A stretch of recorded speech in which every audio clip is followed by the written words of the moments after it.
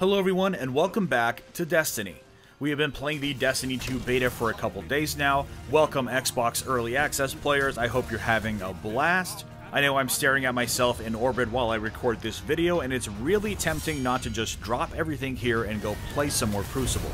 But alas, I do have some self-discipline and I did promise 2 videos a day, so let's go ahead and continue things with an extensive breakdown of the weapons and armor systems as we've learned through the beta.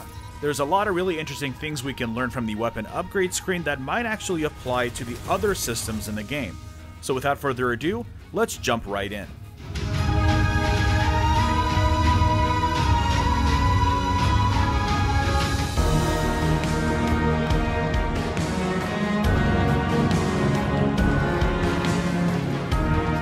Here we are in the character menu screen, and first let's take a look at one of the legendary kinetic weapons. One of my favorite weapons in the beta right now is the Nightshade Pulse Rifle. It feels pretty stable and is really effective in the Crucible. And of course, the weapon's design is pretty on point. So as you can see, this is the new weapon upgrade screen. This was leaked a couple days ago during a Version Mobile beta event, but here we can see it in all of its glory.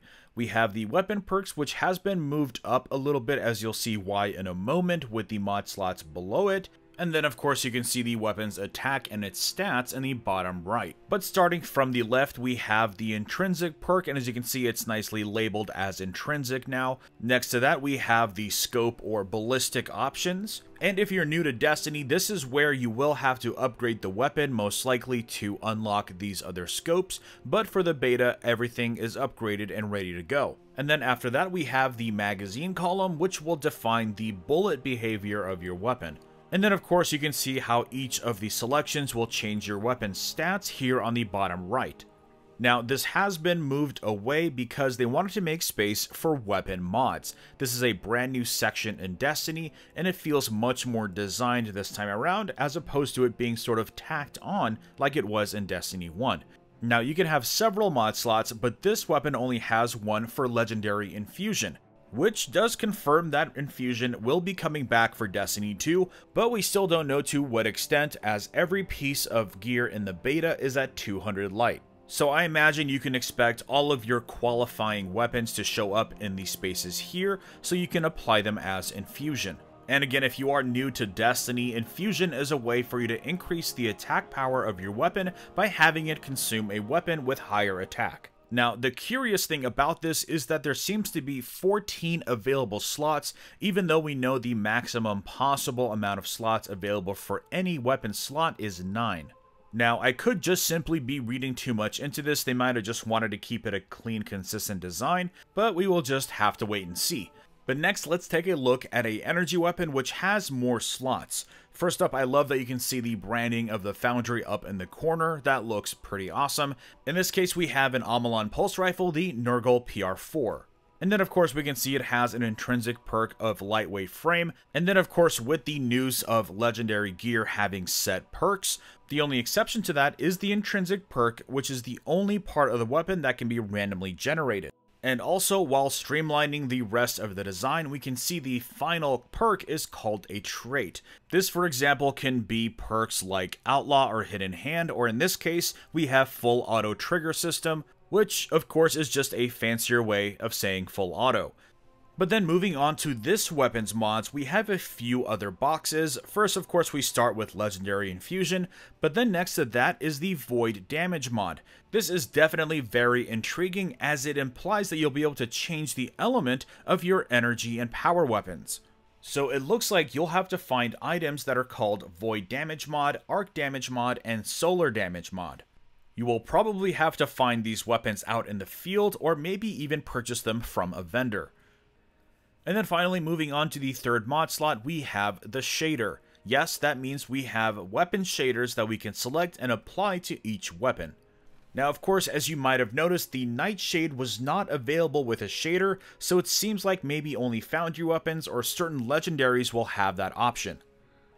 Now, it's important to remember that if you pay attention to the weapon mod's description, it does describe the mod as being consumed when it's applied to the weapon. That means that you won't just be able to simply switch out shaders whenever you want, and it is a bit more of a permanent application, kind of like how chroma and ornaments work right now. Either way, it's kind of cool that shaders are a consumable item right now, as I know in year 1 of Destiny that was sort of a problem with inventory management. Of course, with the Taken King and Rise of Iron, we have the shader kiosk, but that wasn't always available, and now it looks like you're not going to really have that option anymore, as it would be a little pointless if you could just simply go to a kiosk and pick up a free shader. Maybe you'll be able to re-access shaders that you had for, let's say, Legendary Shards or Glimmer, but either way, it looks like you'll have a better time managing your inventory with this new consumable shader system. Next up, let's take a quick look at an exotic weapon. This one is the Risk Runner Exotic Submachine Gun, and sadly, as you can see, sort of a role reversal here, we don't have access to any shaders or ornaments for the exotics, at least none that we know of right now. It's still entirely possible that we'll get this for launch, or it might be reserved for when they reintroduce microtransactions, and come to think of it, if we do get consumable shaders, I suppose those would be perfect for the Eververse Trading Company. The other interesting thing with exotic weapons, at least in this build, is that there are 0 perk selections to choose from.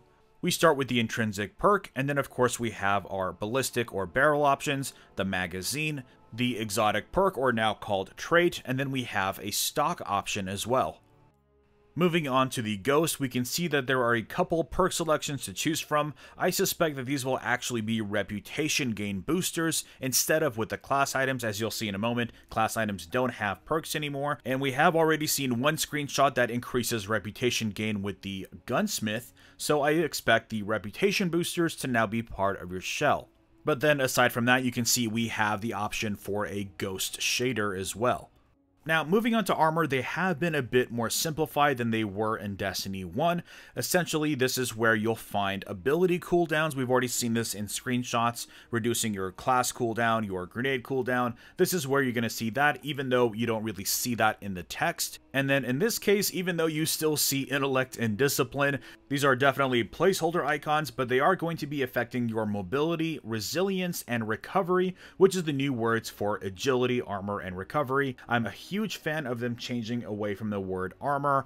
The word armor is already used to define the pieces of gear that you wear on your body, so it's weird to also have a stat with the same name. Very happy about the name change to resilience, but either way, that's pretty much it.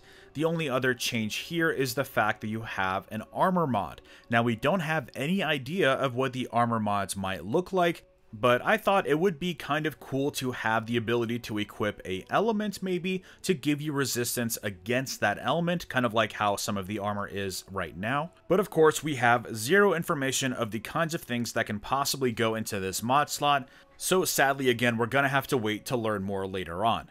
Moving on now, we can see we have individual shader slots for each piece of armor you wear. This will let you, of course, customize your character a little bit more. We've all had that one shader that has like really crappy color on the boots. Now you can fix that with a different shader, or simply even just mix and match different colors. Now, here is the class item I was telling you about. You still have a defensive value, so it still will contribute to your overall light, but then you don't have any other mod slots or perks to help you customize the functionality of the class item.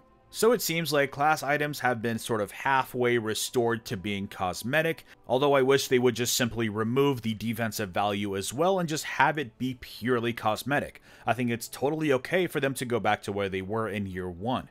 Now, aside from the weapons and armor, we can see we have a clan banner icon, which of course also confirms that artifacts are no longer in the game, at least not announced as of this build.